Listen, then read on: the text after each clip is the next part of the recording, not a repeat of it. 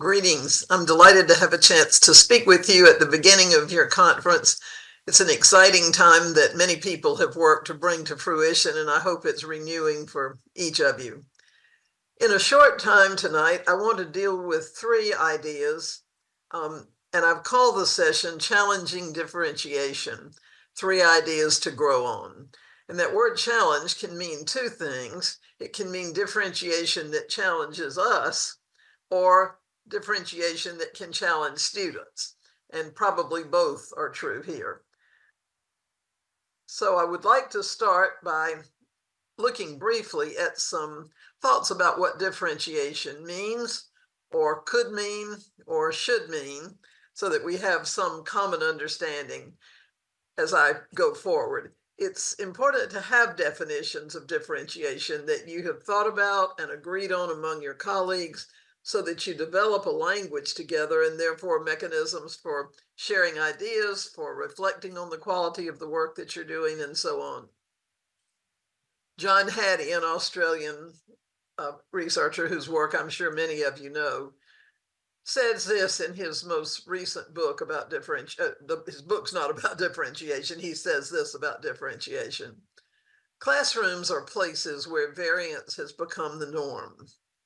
There are fewer classes where all students of the same ethnicity, achievement, socioeconomic background, and the same age working with age-appropriate conditions. We don't have schools like the ones where I grew up because our world is different. And in my opinion, that's an enriching thing if we figure out how to work with it well. So he says, because of these changes, differentiation needs to be the major principle in all teaching. And excellent teaching, therefore, necessarily encompasses the key principles and practices of differentiation. To me, at its core, differentiation is doing what's necessary to dignify every learner in our care, to affirm every student's worth, to spotlight the capabilities of each of them and grow those capabilities, to lift up, guide, and support the learner in ways that enable that child to create the best possible version of him or herself because of working with us and working with their peers. In a much more concrete way, I've always liked this definition. A teacher in a seminar that we were doing at the University of Virginia when I was there wrote this when we asked them to jot down or do something that let us know what their current thinking about differentiation was, or their current experience, as we started this week-long seminar. And the teacher drew something that looked like this. Hers was prettier than mine. But she said, before I learned how to differentiate and understood what it was, I always taught in the box. Taught the same way, took pride in doing the same things for everybody. After differentiation, she said, sometimes I still teach in the box, but I have now learned to be comfortable with teaching on the box, under the box, between the boxes, beside the boxes, whatever preposition you can throw in there. It's a pretty good way of thinking about it, breaking out of our boxes to be able to benefit students more. Hattie again says this in his newest book, which came out this summer. The most critical teacher influences on student growth and success relate to the teacher having high expectations for every student and not labeling students. We'll look at that in a minute. And those teachers seeing differentiation as allowing for different paths, different timetables, and I would add to that different support systems to help all students achieve success with the required learning intentions, learning goals. For me, the aim of differentiation is to use each of the 5 classroom elements that all of us have in our classrooms, whether we label them or speak about them or think about them or not. Learning environment, curriculum, assessment practices, instruction, and leadership of students and management of classroom routines in the most positive and effective way possible. And to me, what that really means is based on our best research as a profession that can describe to us in pretty good detail what a learning environment looks like when it inspires kids, what curriculum is like when it engages their minds, what assessment is like when it guides and mentors students, and so forth. And the goal, I think, is to use each of those elements in the most appropriate ways we can, the most dynamic ways that we know how to use them, to help students grow academically and intellectually for sure, but also affectively and socially, because in us as human beings, all those things are together, and we have to help all of them grow to enable a student to become what he or she should be. So for me, this is good teaching and good differentiation. We do things with the environment to make every kid feel safe and seen and heard and so forth in the classroom, valued. And then we start working with curriculum, and we need to say, wait a minute, the curriculum also needs to inspire students, just like the environment. And by the way, maybe our assessment practices are discouraging to kids. And what would it look like if I shaped my instruction to be responsive to these kids? And how can I guide this classroom? What framework can I use to help us build a classroom that's flexible and predictable together? All 5 of those elements need to turn together. All 5 of them need to be an encouragement to students, because if they're not, the mechanism breaks down.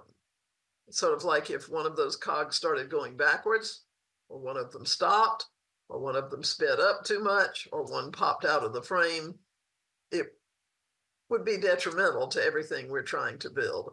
So for me, that's my favorite way of thinking about differentiation, using every one of those classroom elements in as strong a way as we can to make sure that they work together for maximum development of each individual student in the class, not the class, as though the class could accomplish that. First idea I want to speak with you about briefly is what I think of as a differentiation state of mind. In other words, what has to be in me or you or the teacher next door in terms of our own thinking and our own will and our own philosophies to make differentiation as powerful as it should be. And these are some of the things that I think are included in a differentiation state of mind. A teacher who can honestly say, I believe that every student that I come in contact with has the capacity to succeed with complex work. Not just because I hand it out and hope they get it, but because like a good coach, I'm working with each of them to make sure that they're moving forward. I see that my students differ in a variety of ways, and I understand that those variety of ways really have an impact on learning. I know that I can't teach the class because the class doesn't learn. If I have a class with 40 students in it, there are 40 brains looking back at me, and they don't all learn the same way. And there's no way to reach all of the students in my class if I look up at them as a batch most of the time. I need to be studying individual students all the time and working with the class effectively as well. I have to know the kids' individual strengths and their needs in order to do what I need to do to lift them up. So I'll be a persistent student of my students every day, getting a little bit better every day at getting a handle on each one and trying to respond to what I learn a little bit more effectively every day. And I think a differentiation state of mind requires this assertion as well. I don't yet know how to do all these things fully, but I can learn and I will learn step by step. Exactly like I ask my students to take their own next steps every day in work that they think is too big for them as well. The differentiation state of mind is an iceberg state of mind. It understands that every student displays to us and to the world only a tiny glimpse of who they can be, what they can do, who they can become. The majority of their capacities lie hidden from us under the surface. Great teachers teach to raise up those hidden strengths so that the student can see them, so that we can all share in them, and so that the teacher can see them to build on them and develop them. And we always do that with the firm conviction that there is so much more beyond, underneath the water than there is above the waterline. And what it really does when we know that is to say, there's so much there I can't see. If the student's having problems, we haven't accessed some strengths. We haven't gotten into the interest. We haven't taught them the things they need to know to be able to become who they need to be. Labeling is a problem that we have in many schools. I don't know about yours individually, of course, but I find that many of us are kind of normal from place to place. And we get a child that we think may have a learning disability or an attention disorder, or a student that's just not very successful in school. So we call them our low students, and that becomes a label, or our average students, and that becomes a label. Hattie reminds us that labels are too simplistic. That's one tiny facet of a multifaceted human being. They're reductive. They cause us almost immediately to start thinking about what the student can't do, rather than thinking about that iceberg and all the possibilities that are there. They're deficit focused. They don't say this kid brings an array of strengths to school every day. We start looking at what they can't do. They lead to stereotyping in cultures, genders, many other ways. And they cause us to look for recipes. Just tell me what to do with this student who has a learning disability, and I'll just do that, as though there's some recipe, and as though all of the students who have learning disabilities are pretty much alike, which is not true, of course. Hattie says grouping, streaming, and labeling can lead to particularly undesirable forms of low expectations, leading to nasty negative effects from things like grouping and labeling. These low expectations cause us to start thinking about why this kid can't be successful, why she can't learn, why he doesn't engage. For example, the label learning difficulties leads to low performance expectations in many of us, if not most of us. The label ADHD can cause us to assume that every student who's identified with that issue is going to be a low performer, and that students that we call special needs students, or the ones that we call our low students, must have some limiting handicap. He cautions us labeling leads to low performance, and it's out of sync with a differentiation or differentiation mindset. The differentiation mindset in terms of our practice asks us to do three things. One of those is to have a solid belief in the unseen capacity of each student and work with that and toward that. But the second is to teach kids the skills of success that many of them don't have when they come to us. We had a few students every once in a while that have this school game, this learning game right down, but most students don't know many of the things, if not most of the things, that are necessary to really be successful in terms of academics and social and affective needs as well. And then the third thing it calls on us to do is to say, I see where this student is. Now I need to scaffold that student's success, what John Hattie calls +1, one step at a time, so that the student is continually moving forward from wherever his entry points is, building on strengths and interests and not just on deficits. I want to also share with you a second idea that I think of as 3D differentiation, three-dimensional differentiation. And I'm using this with you because I think, again, we underestimate what differentiation can be and what components are there at our service that we can use.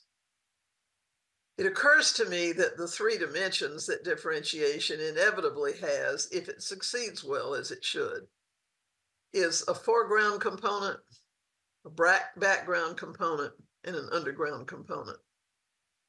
Foreground differentiation is probably what most people think of as differentiation.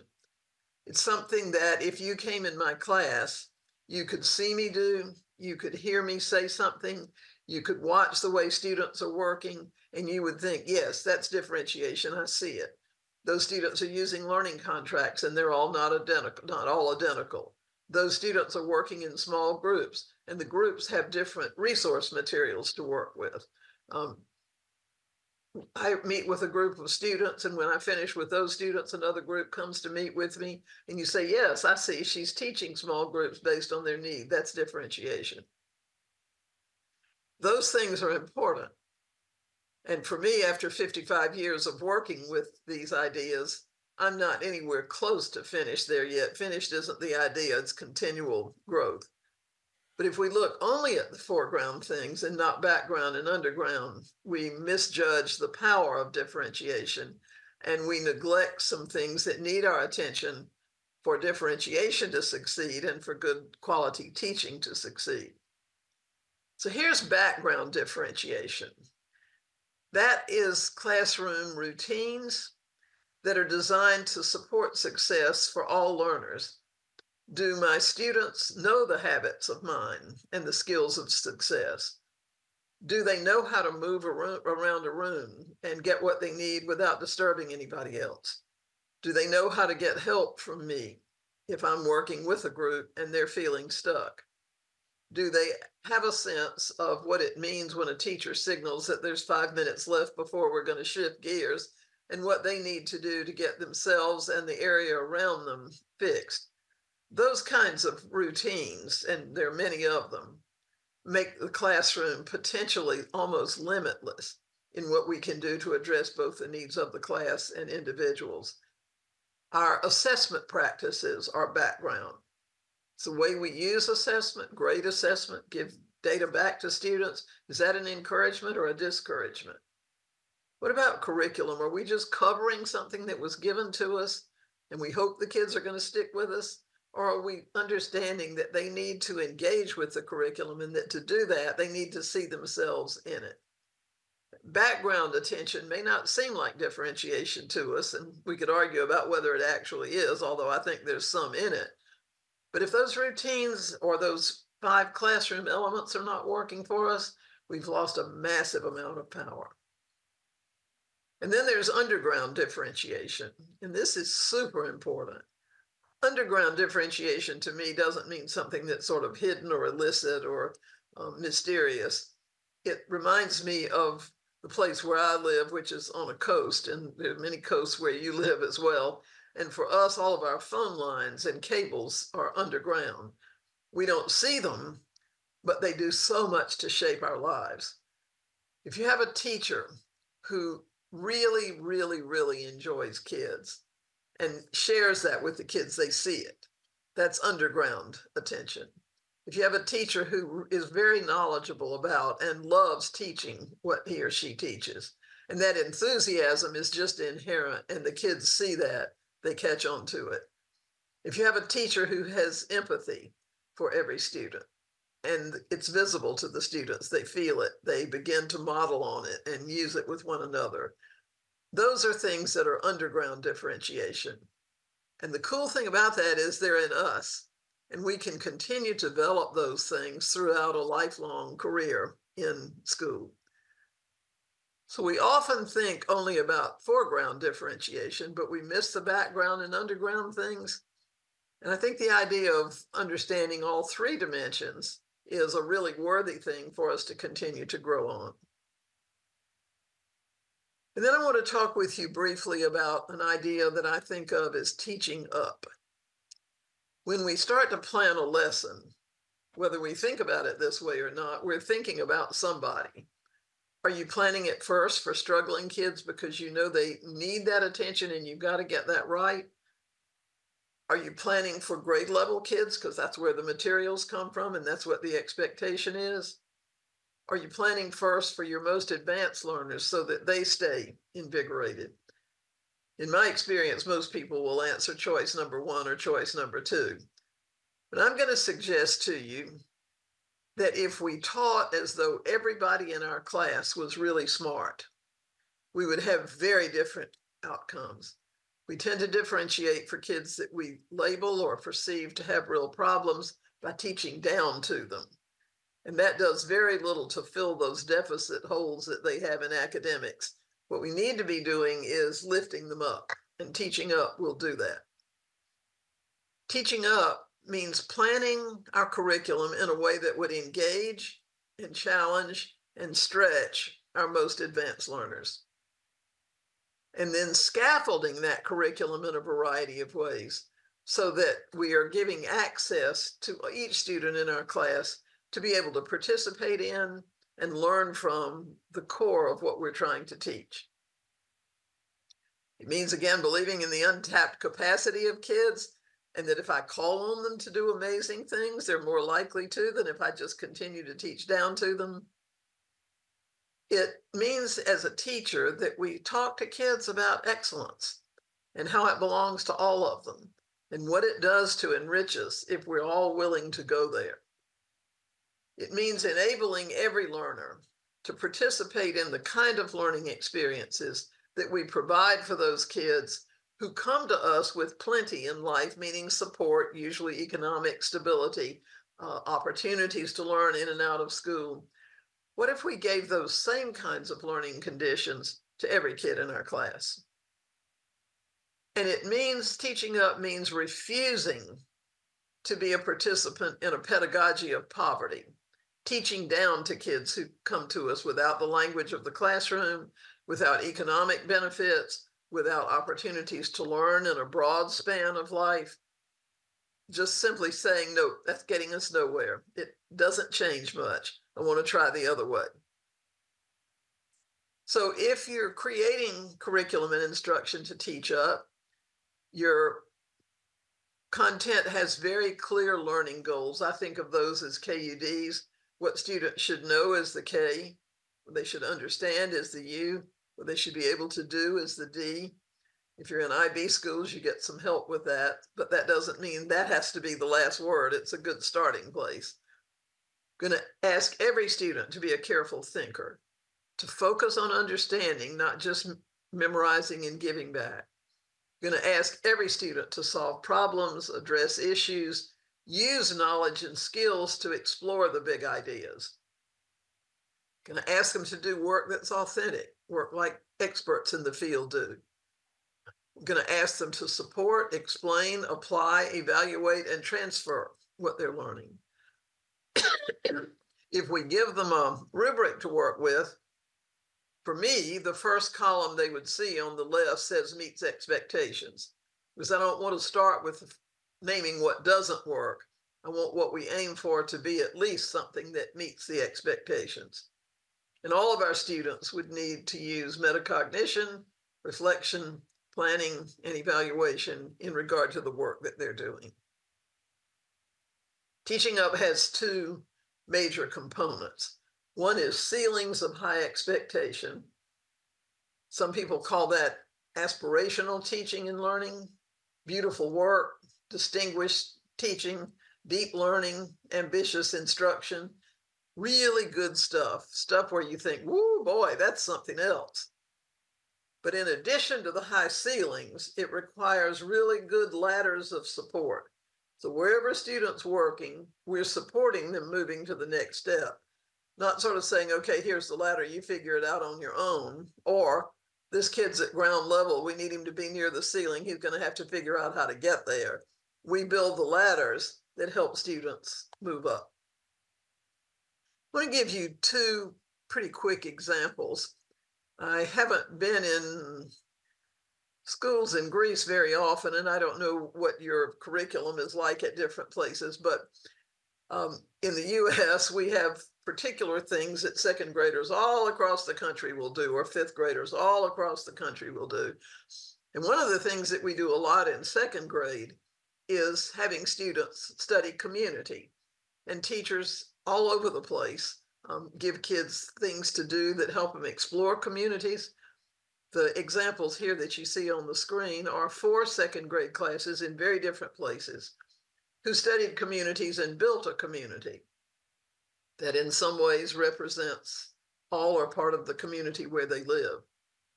These things are fine. Many kids participate in them well. If we hold them to high standards, they're proud of what they finished when they finish it.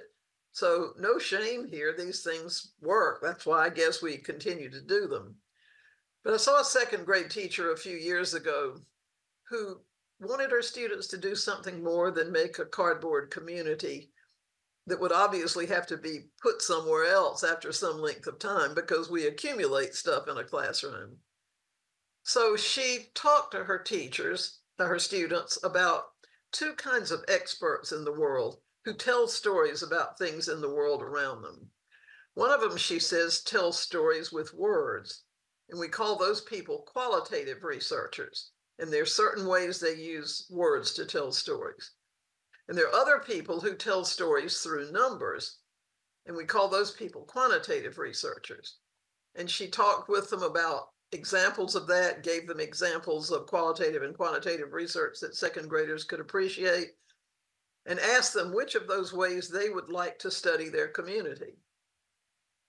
And as though the decision was already made, they said, well, we want to do both. And so she worked with the students, studying interviewing and at a different time surveying. They created and refined and rehearsed interview protocols. They learned how to analyze quantitative data and how to write it up effectively. They created survey instruments, used the instruments in their work, and learned how to process and express their findings. And in the end, they shared their research findings about their community in a variety of ways: print, video, meetings with people in the community, including but absolutely not limited to their families. It was a regular second grade class, had all kinds of kids in it. And this teacher said, you know, I believe this is maybe going to link better with the work they do in science, in math, in art, and other places than building the little communities, and then that's sort of it, and we have this image. But what if they learned to be researchers at this age, and we could help connect that with math and with what they're studying in science and with the literacy skills that they need? One example of teaching up. I want to share one other one with you quickly. This is an email from a teacher who teaches fourth grade about a conference that she went to. At the conference in early December, I was inspired to teach up. When I returned to my classroom, I began working with my students to understand why challenge was important and how we could work both together and independently to succeed with work that was really challenging for us. My next step was to give everyone an advanced task with varied scaffolding, ladders, starting in January. Last night's assignment, which is down the road some, was a character analysis, looking at how a character in a story that we're reading changed traits over time, proving their assertions about those changes in multiple ways, and determining the origin of the changes. And then I held my breath. It's pretty heady stuff for fourth grade. This morning, I saw a new level of effort and understanding from all of my students. We went over some growth opportunities, but all in all, it was a major success. My students are super motivated to live up to the challenge. Looking forward to the next teaching up assignment. Things are happening in these two classes with differentiation because the teacher is scaffolding an upward trajectory rather than a downward trajectory for all students, including those kids who are the ones that are most eager. So here's my parting word to you. Challenge your ideas about what differentiation can be, what it should be for every student in your care. Then accept the challenge of going there. Leaving your comfort zone, accepting challenge, and pursuing excellence is not just about what you hope to achieve. It's also about the person you'll become in the process. Thank you so much for the opportunity to speak with you today, and I hope the conference is a great success for you.